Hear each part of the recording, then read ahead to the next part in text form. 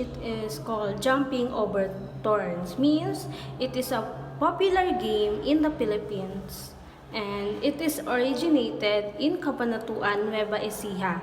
It's played by two teams with equal numbers of players. Each team designated a leader or called the nanay, while the rest of the players are called anak. The players choose to be nanay are usually the ones who can jump the highest, and the game involves players sitting on the ground and other players jumping over parts of their body.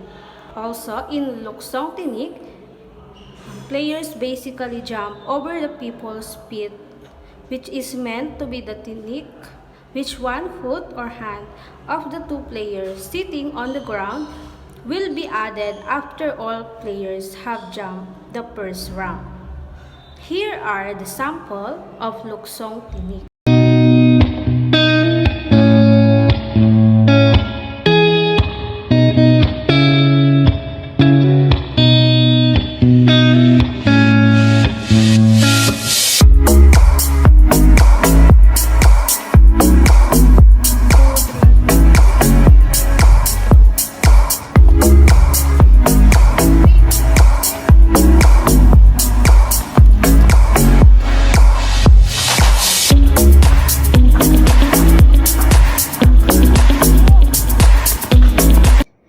Piko, also known as hopscotch, is a traditional Filipino game often played by children. It involves hopping through numbered sections drawn on the ground. The game promotes balance, coordination, and agility. The materials needed are first, chalk or any material to draw the playing grid on the ground.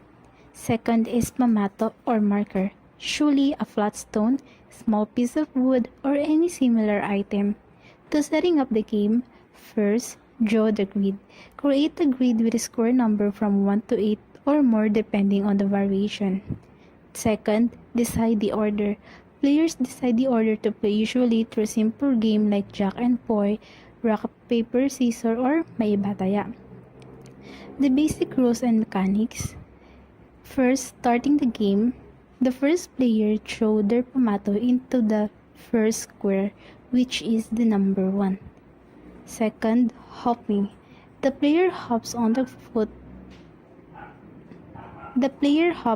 one foot on single square and both feet on double square. The player must avoid stepping on lines or missing the correct square. Third, picking up the pamato. After hopping through all the square and reaching the last 8 number, the player turns around and hops back. On the way back, when they reach the square before the one with the pamato, they must balance on one foot and pick up the pamato without stepping out or losing balance. Fourth, continuing the game. If the player successfully completes the round, they move to the next number in sequence, like throwing the pamato in square number 2, then 3, and so on. If the player makes a mistake, like stepping on a line, missing a square, or losing balance, their turn ends and the next player goes. Fifth, winning the game. The first player to complete the sequence or hopping through all the squares and retrieving the pamato from each one wins the game.